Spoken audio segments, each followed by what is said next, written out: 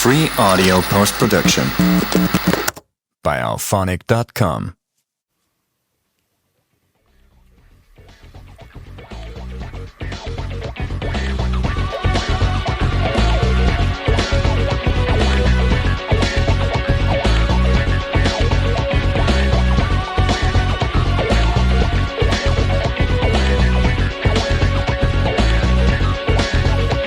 Welcome to Strung Out on a Dream.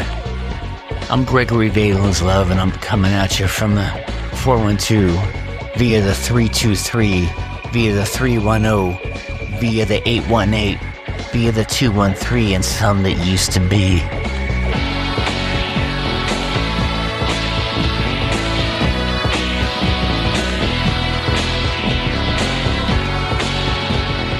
In Strung Out on the Dream,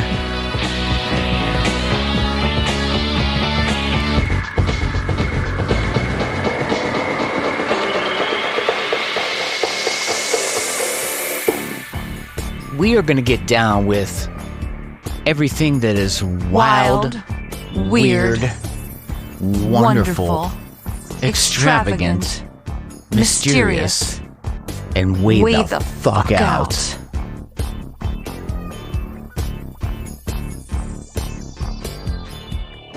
Anyway, that's what this whole podcast is really about.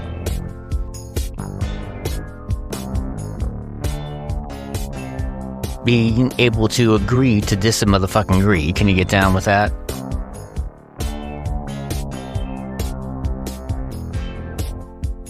Agree to dis a motherfucking agree. Okay? Now that's evolution.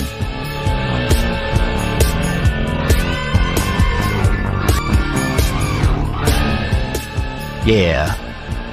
So, I want to encourage y'all to give me an email. Shoot it to me right now from the bottom of your freaking iPad. Shoot me up at strungoutonthedream@valens.rocks, like get your rocks off, baby. And give it to me straight. Tell me what you're thinking.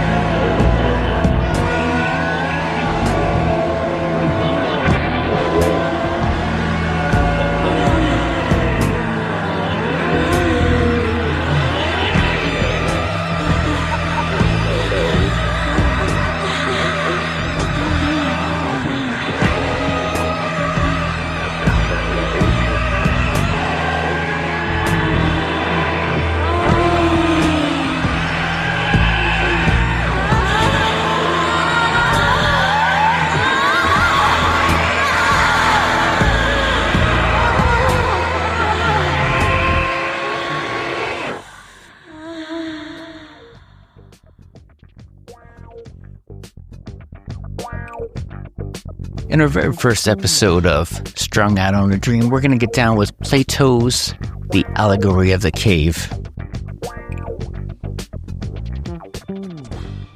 In The Allegory of the Cave, Plato describes a group of people who have lived chained to the wall of a cave all their lives, facing a blank wall. The people watch shadows projected on the wall from objects passing in front of a fire behind them, and give names to these shadows. The shadows are the prisoner's reality, but are not accurate representations of the real world. See, the shadows represent the fragment of reality that we cannot normally perceive through our senses, while the objects under the sun represent the true forms of objects that we can only perceive through reason. Socrates explains how the prisoner is then freed from a cave and comes to the understand that the shadows on the wall are actually not the direct sources of the images seen. Oh. Now this gets deep here. See, Plato begins by having Socrates ask Glaucon about to imagine a cave where people have been imprisoned from childhood, but not from birth. These prisoners are chained so that their legs and necks are fixed, forcing them to gaze at the wall in front of them and not to look around them or behind them or at each other or even themselves. See, behind the prisoners is a fire. And between the fire and the prisoners is a raised walkway with a low wall, behind which people walk carrying objects or puppets of men and other living things. So the people walk behind the wall so their bodies do not cast shadows for the prisoners to see, but the objects they do carry. Just as a puppet showman has screens in front of them at which they work their puppeteerness. How the hell did I start channeling George W.?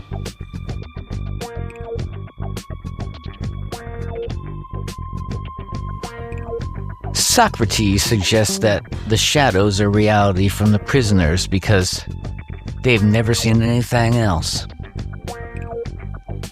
They don't realize that what they see are shadows of objects in front of a fire, much less that these objects are inspired by real things outside the cave, which they do not see, say. Socrates then supposed that these prisoners are released. A free prisoner would look around and see the fire. The light would hurt his eyes and make it difficult for him to see the objects casting the shadows. If he were told that what he is seeing is real instead of the other version of reality he sees on the wall, he would not believe it. In his pain, Socrates continues, the freed prisoner would turn away and run back to what he is accustomed to, the shadows of the carried objects. See, the light would hurt his eyes, and he would escape by turning away to the things which he was unable to look at, and these he would believe to be the clear of the two things that were being shown to him. Ugh. We all know someone like that, don't we? Suppose that someone would drag him by force up to the rough ascent, the steep way up, and never stop until he could drag him up into the light of the sun. The prisoner would be angry and in pain, and this would only be worsened when he would see the radiant light of the sun, that which would overwhelm his eyes and blind him. Slowly his eyes would adjust to the light of the sun. First he can see only shadows, gradually he can see only reflections of people and things in the water, and then see only the people and things in themselves. Eventually, he's able to look at the stars and the moon until finally he can look beyond the sun itself. He can look straight into the motherfucking sun. But we haven't gotten there yet. We gotta get out the motherfucking cave. You see what I'm saying? So, that's the hard part. Can you get out the cave? Can you stop looking at the shadows on the walls? Calling them reality?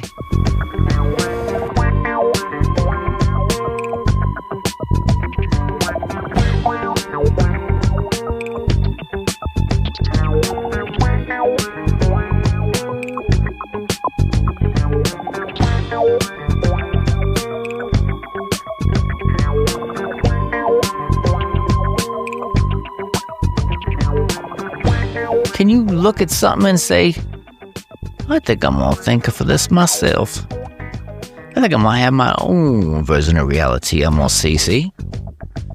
I don't know. You as crazy as me? Well, you don't have to be. Let's get down with this. And that's all I got to say. See? So I'll see you in episode 3. Be sure to get back to me. Let me show in a parable to what extent our nature is enlightened or unenlightened.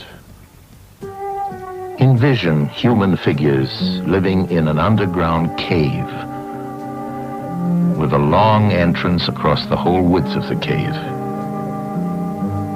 Here they have been from their childhood and have their legs and necks chained so that they cannot move and can only see before them, being prevented by the chains from turning their heads around. Above and behind them, a fire is blazing at a distance. They see only their own shadows, which the fire throws on the opposite wall of the cave. For how could they see anything but the shadows if they were never allowed to move their heads?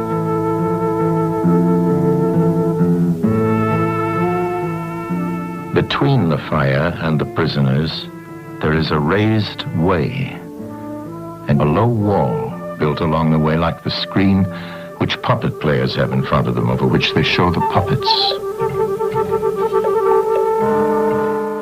Do you see men passing along the wall, carrying all sorts of articles which they hold projected above the wall? Statues of men and animals made of wood and stone and various materials? Of the objects which are being carried in like manner, they would only see the shadows. And if they were able to converse with one another, would they not suppose that they were naming what was actually before them?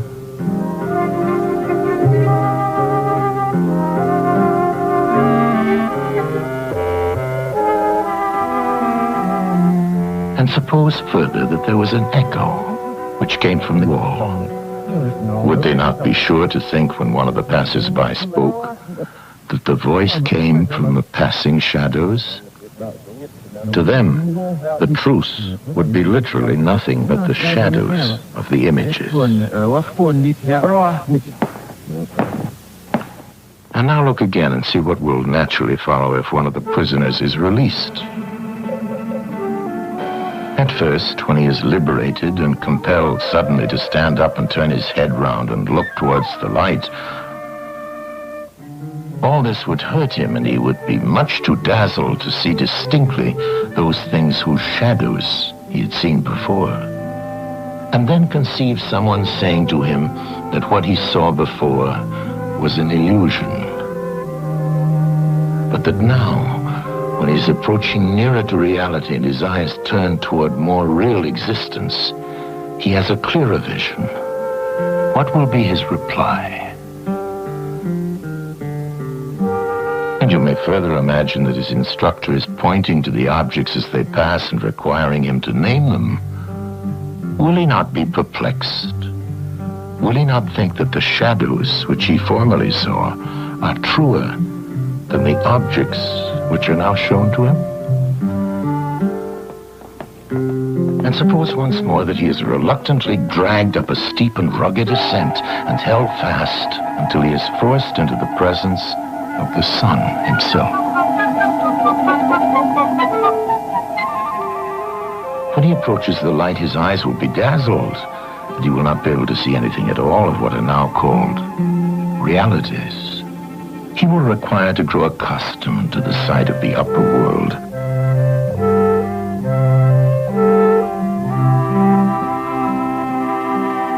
And first he will see the shadows best. Next, the reflections of objects in the water, and then the objects themselves. Then he will gaze upon the stars and the spangled heavens and the light of the moon. He will see the sky and the stars by night. Last of all, he will be able to see the sun, and not mere reflections of it in the water, but he will see the sun in its own proper place and not in another. And he will contemplate the sun as it is. Will he not then proceed to argue that it is the sun who gives the season and the years, and is the guardian of all that is in the visible world, and in a certain way the cause of all things which his fellows have been accustomed to behold? Clearly he would first see the sun, and then reason about it. And when he remembered his old habitation and what was the wisdom of the cave and his fellow prisoners, do you not suppose that he would bless himself for the change and pity them?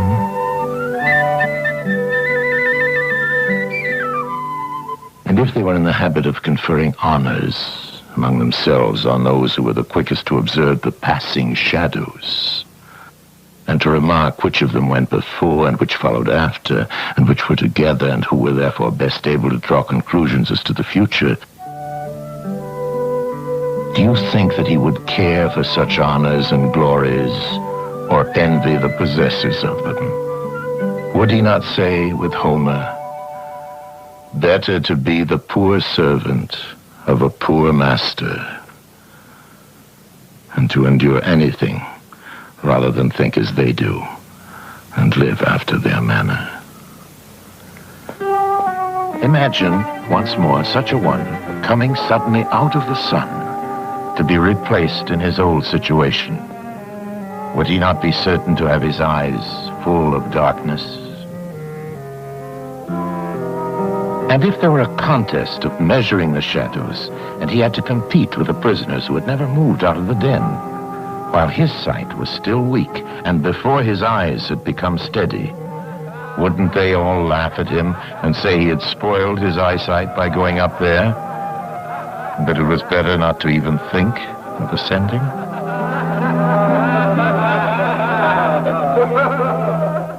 And if anyone tried to release another and lead him up to the light, let them only catch the offender,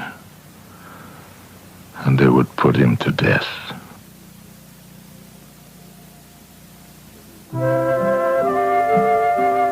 It is the task of the enlightened not only to ascend to learning and to see the good, but to be willing to descend again to those prisoners and to share their troubles and their honors, whether they are worth having or not. And this they must do, even with the prospect of death. They shall give of their help to one another, wherever each class is able to help the community.